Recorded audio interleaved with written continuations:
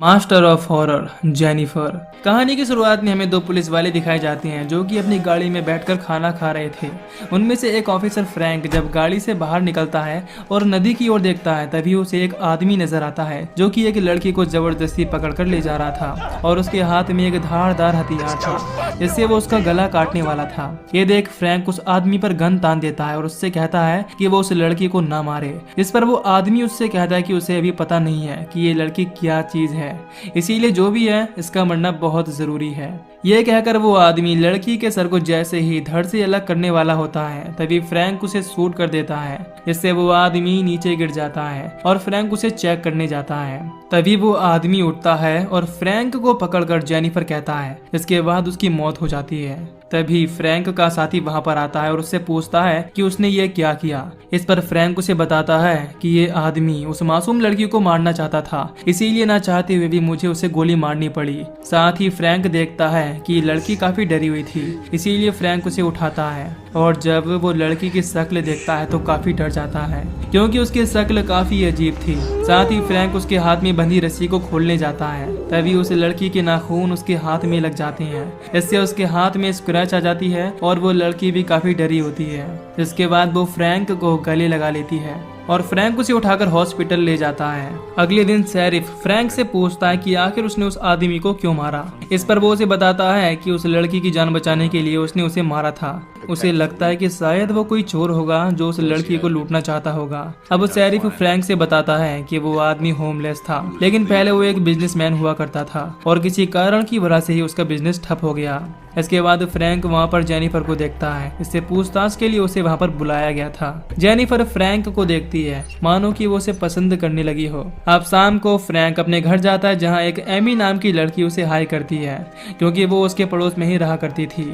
अब अंदर जाकर वो अपनी बीवी से मिलता है और उसे बताता है कि आज उसने एक आदमी को मार डाला। उसकी बीवी उससे कहती है कि ये उसका काम है तो वो उसके बारे में ज्यादा ना सोचे।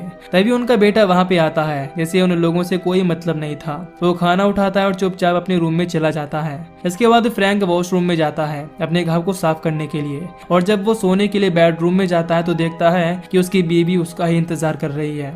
अब यहाँ उसकी बीवी उसे अच्छा फील करवाने की कोशिश करते हुए उससे कहती है कि वो जानती है कि आज उसका दिन अच्छा नहीं गया और बातों ही बातों में दोनों इंटीमेट हो जाती हैं ताकि फ्रैंक का मूड ठीक हो सके। फ्रैंक जब उसके साथ इंटीमेट हो रहा था तो वो जेनिफर के बारे में ही सोच रहा था, जिस वजह से वो अनजाने में अपनी बीवी को हर्ट कर देता है, जिससे उसकी बीवी काफी डर जाती है और उस पर चिल्लाने लगती है।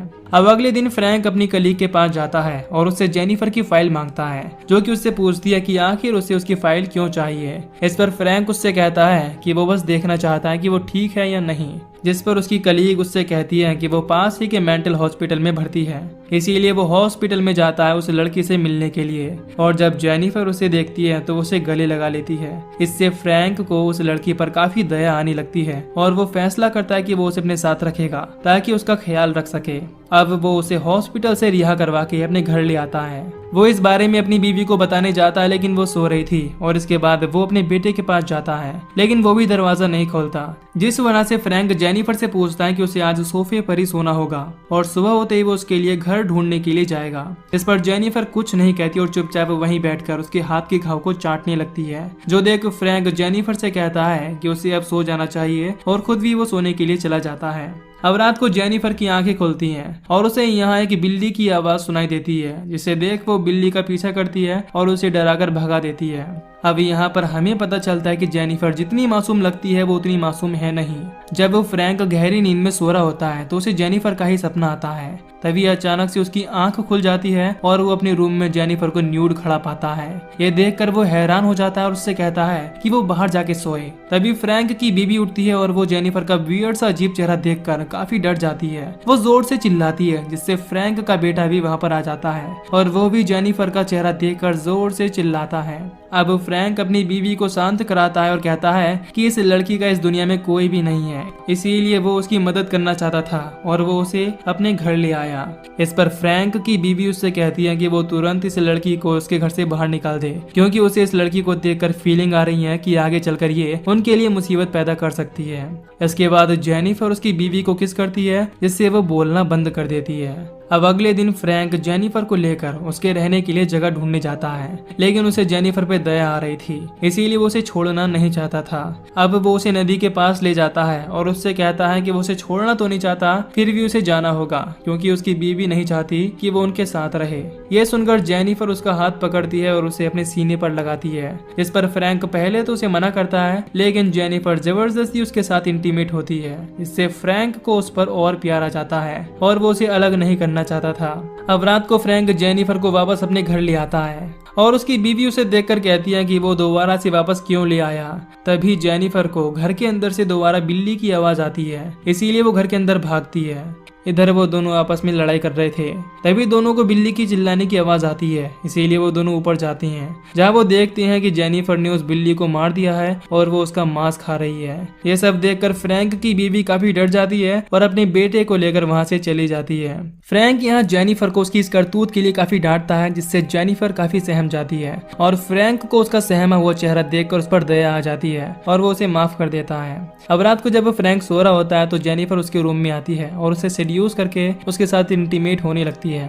अगले दिन एमी अपने घर के बाहर खेल रही होती है तो जेनिफर उससे मिलने जाती है।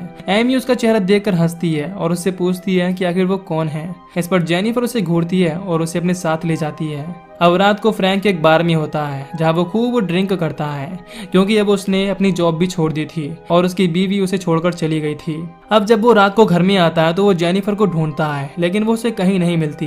तभी उसे बेसमेंट से कुछ आवाज आती है, इसीलिए वो वहां जाकर देखता है और वहां उसे पता चलता है कि जेनिफर ने एमी को मार डाला है और वो उसका मांस खा रही है। ये देखकर वो काफी डर जाता है और उसे जेनिफर पर बहुत गुस्सा आता है। वो जेनिफर को पीटता है और उसका गला दबाकर उसे मारना चाहता है, लेकिन वो उसका कत्ल नहीं कर सकता था, इसीलिए वो उसे नहीं मारता। इसीलिए अगले दिन वो एक सर्कस में जाता है, जहाँ वो उसके मालिक से जेनिफर को रखने का सौदा करता है, क्योंकि जेनिफर उसके शो में काफी काम आएगी।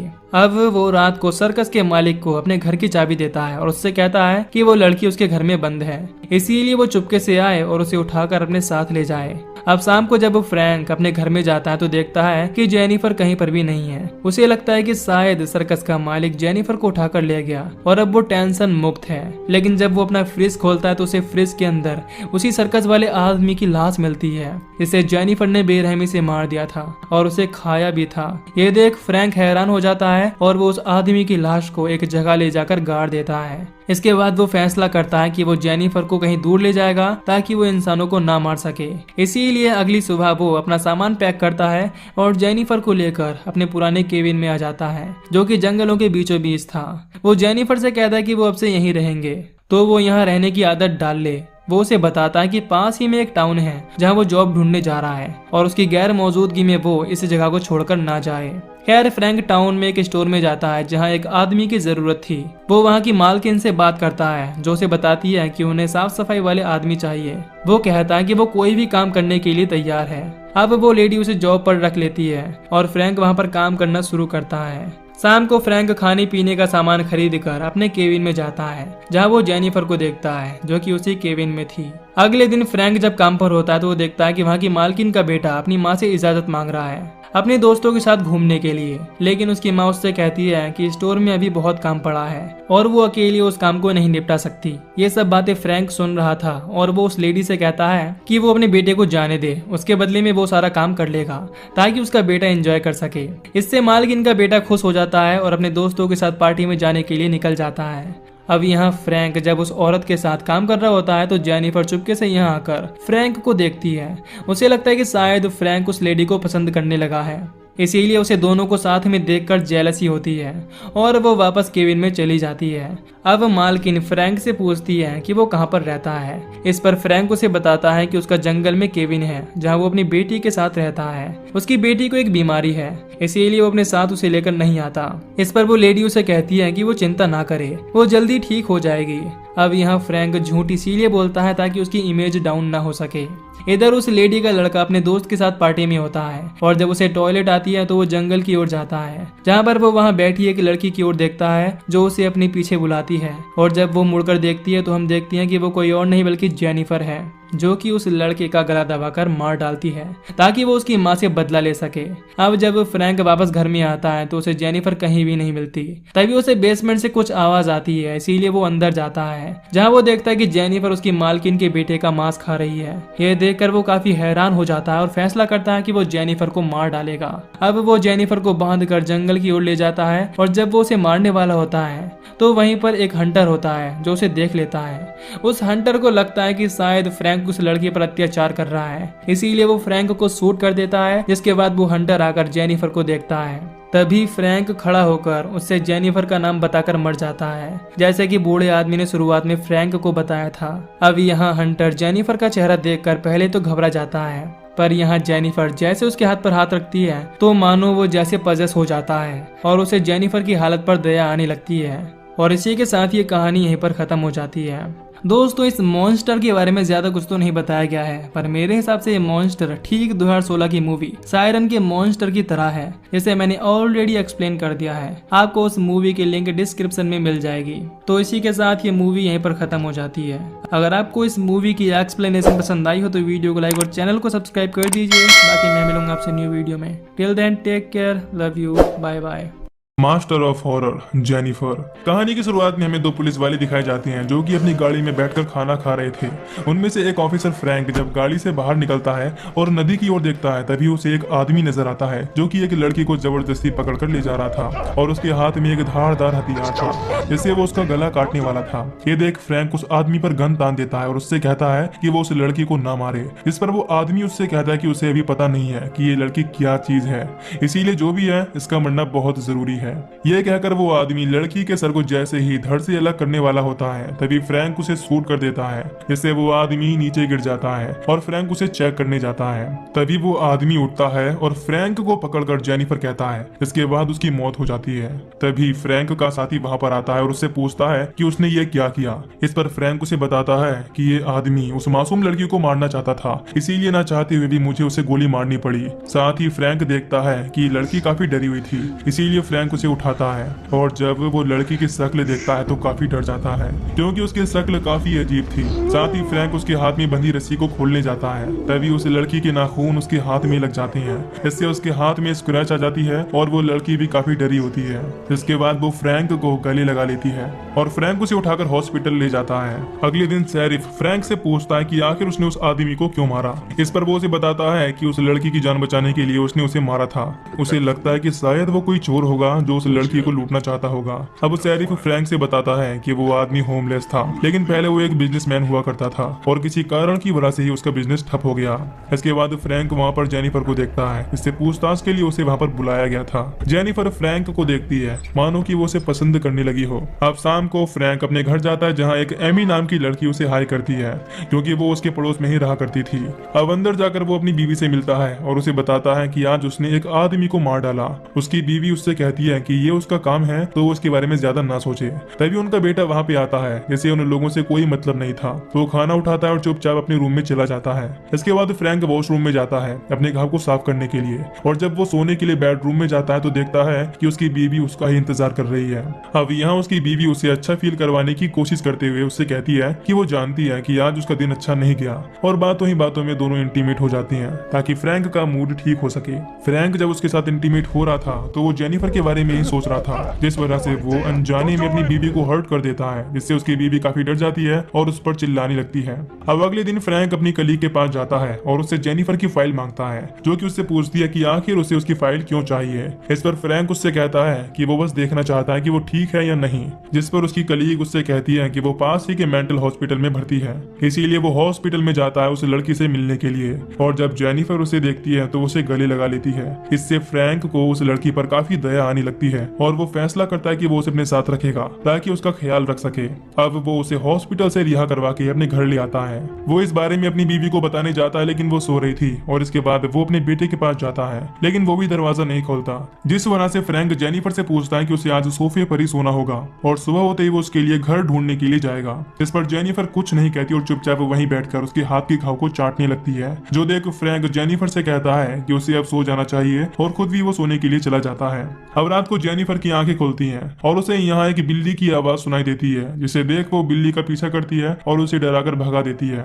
अब यहाँ पर हमें पता चलता है कि जेनिफर जितनी मासूम लगती है वो उतनी मासूम है नहीं। जब वो फ्रैंक गहरी नींद में सो रहा होता है तो उसे जेनिफर का ही सपना आता है। तभी अचानक से उसकी आंख खुल जाती है और वो अपने रूम में जेनिफर को न्यूड खड़ा पाता है। ये देखकर वो हैरान हो जाता है और उससे कहता है कि वो बाहर जाके सोए। तभी फ्रैंक की बीबी उठती है और वो जेनिफर का वियर्ड सा अजीब चेहरा देखकर काफी डर जाती है। वो जोर से चिल्लाती है, जिससे फ्रैंक का बेटा भी वहाँ पर आ जाता है और वो भी जेनिफर का चेहरा देखकर जोर से चिल्लाता है। अब फ्रैंक अपनी बीबी को शांत कराता है और कहता है कि इस लड़की का इस दुनिया में कोई भी नहीं है, इसीलिए वो उसकी मदद करना चाहता था और वो उसे अपने घर ले आया। इस पर फ्रैंक की बीबी उससे कहती है कि वो तुरंत इस लड़की को उसके घर से बाहर निकाल दे, क्योंकि उसे इस लड़की को देखकर फीलिंग आ रही है कि आगे चलकर ये उनके लिए मुसीबत पैदा कर सकती है। इसके बाद जेनिफर उसकी बीवी को किस करती है, जिससे वो बोलना बंद कर देती है। अब अगले दिन फ्रैंक जेनिफर को लेकर उसके रहने के लिए जगह ढूंढने जाता है, लेकिन उसे जेनिफर पे दया आ रही थी, इसीलिए वो उसे छोड़ना नहीं चाहता था। अब वो उसे नदी के पास ले जाता है और उससे कहता है कि वो उसे छोड़ना तो नहीं चाहता, फिर भी उसे जाना होगा, क्योंकि उसकी बीवी नहीं चाहती कि वो उनके साथ रहे। ये सुनकर जेनिफर उसका हाथ पकड़ती है और उसे अपने सीने पर लगाती है। इस पर फ्रैंक पहले तो उसे मना करता है, लेकिन जेनिफर जबरदस्ती उसके साथ इंटीमेट होती है। इससे फ्रैंक को उस पर और प्यार आ जाता है और वो उसे अलग नहीं करना चाहता था। अब रात को फ्रैंक जेनिफर को वापस अपने घर ले आता है और उसकी बीवी उसे देखकर कहती है कि वो दोबारा से वापस क्यों ले आया। तभी जेनिफर को घर के अंदर से दोबारा बिल्ली की आवाज आती है, इसीलिए वो घर के अंदर भागती है। इधर वो दोनों आपस में लड़ाई कर रहे थे, तभी दोनों को बिल्ली की चिल्लाने की आवाज आती है, इसीलिए वो दोनों ऊपर जाती हैं, जहाँ वो देखते हैं कि जेनिफर ने उस बिल्ली को मार दिया है और वो उसका मांस खा रही है। ये सब देखकर फ्रैंक की बीवी काफी डर जाती है और अपने बेटे को लेकर वहाँ से चली जाती है। फ्रैंक यहाँ जेनिफर को उसकी इस करतूत के लिए काफी डांटता है, जिससे जेनिफर काफी सहम जाती है और फ्रैंक को उसका सहमा हुआ चेहरा देखकर उस पर दया आ जाती है और वो उसे माफ कर देता है। अब रात को जब फ्रैंक सो रहा होता है तो जेनिफर उसके रूम में आती है और उसे सेड्यूस करके उसके साथ इंटीमेट होने लगती है। अगले दिन एमी अपने घर के बाहर खेल रही होती है तो जेनिफर उससे मिलने जाती है। एमी उसका चेहरा देखकर हंसती है और उससे पूछती है कि आखिर वो कौन है। इस पर जेनिफर उसे घूरती है और उसे अपने साथ ले जाती है। अब रात को फ्रैंक एक बार में होता है जहाँ वो खूब ड्रिंक करता है, क्योंकि अब उसने अपनी जॉब भी छोड़ दी थी और उसकी बीवी उसे छोड़कर चली गई थी। अब जब वो रात को घर में आता है तो वो जेनिफर को ढूंढता है, लेकिन वो उसे कहीं नहीं मिलती। तभी उसे बेसमेंट से कुछ आवाज आती है, इसीलिए वो वहां जाकर देखता है और वहां उसे पता चलता है कि जेनिफर ने एमी को मार डाला है और वो उसका मांस खा रही है। ये देखकर वो काफी डर जाता है और उसे जेनिफर पर बहुत गुस्सा आता है। वो जेनिफर को पीटता है और उसका गला दबाकर उसे मारना चाहता है, लेकिन वो उसका कत्ल नहीं कर सकता था, इसीलिए वो उसे नहीं मारता। इसीलिए अगले दिन वो एक सर्कस में जाता है, जहाँ उसके मालिक से जेनिफर को रखने का सौदा करता है, क्योंकि जेनिफर उसके शो में काफी काम आएगी। अब वो रात को सर्कस के मालिक को अपने घर की चाबी देता है और उससे कहता है कि वो लड़की उसके घर में बंद है, इसीलिए वो चुपके से आए और उसे उठाकर अपने साथ ले जाए। अब शाम को जब वो फ्रैंक अपने घर में जाता है तो देखता है कि जेनिफर कहीं पर भी नहीं है। उसे लगता है कि शायद सर्कस का मालिक जेनिफर को उठाकर ले गया और अब वो टेंशन मुक्त है। लेकिन जब वो अपना फ्रिज खोलता है तो उसे फ्रिज के अंदर उसी सर्कस वाले आदमी की लाश मिलती है, जिसे जेनिफर ने बेरहमी से मार दिया था और उसे खाया भी था। ये देख फ्रैंक हैरान हो जाता है और वो उस आदमी की लाश को एक जगह ले जाकर गाड़ देता है। इसके बाद वो फैसला करता है कि वो जेनिफर को कहीं दूर ले जाएगा ताकि वो इंसानों को ना मार सके। इसीलिए अगली सुबह वो अपना सामान पैक करता है और जेनिफर को लेकर अपने पुराने केबिन में आ जाता है, जो कि जंगलों के बीचों बीच था। वो जेनिफर से कहता है कि वो अब से यहीं रहेंगे, तो वो यहाँ रहने की आदत डाल ले। वो उसे बताता है कि पास ही में एक टाउन है जहाँ वो जॉब ढूंढने जा रहा है और उसकी गैर मौजूदगी में वो इस जगह को छोड़कर ना जाए। खैर फ्रैंक टाउन में एक स्टोर में जाता है जहाँ एक आदमी की जरूरत थी। वो वहाँ की मालकिन से बात करता है, जो उसे बताती है कि उन्हें साफ सफाई वाले आदमी चाहिए। वो कहता है कि वो कोई भी काम करने के लिए तैयार है। अब वो लेडी उसे जॉब पर रख लेती है और फ्रैंक वहाँ पर काम करना शुरू करता है। शाम को फ्रैंक खाने पीने का सामान खरीद कर अपने केबिन में जाता है, जहाँ वो जेनिफर को देखता है जो कि उसी केबिन में थी। अगले दिन फ्रैंक जब काम पर होता है तो वो देखता है कि वहाँ की मालकिन का बेटा अपनी माँ से इजाजत मांग रहा है अपने दोस्तों के साथ घूमने के लिए, लेकिन उसकी माँ उससे कहती है कि स्टोर में अभी बहुत काम पड़ा है और वो अकेली उस काम को नहीं निपटा सकती। ये सब बातें फ्रैंक सुन रहा था और वो उस लेडी से कहता है कि वो अपने बेटे को जाने दे, उसके बदले में वो सारा काम कर लेगा ताकि उसका बेटा एंजॉय कर सके। इससे मालकिन का बेटा खुश हो जाता है और अपने दोस्तों के साथ पार्टी में जाने के लिए निकल जाता है। अब यहाँ फ्रैंक जब उस औरत के साथ काम कर रहा होता है तो जेनिफर चुपके से यहाँ आकर फ्रैंक को देखती है। उसे लगता है कि शायद फ्रैंक उस लेडी को पसंद करने लगा है। इसीलिए उसे दोनों को साथ में देखकर जेलसी होती है और वो वापस केविन में चली जाती है।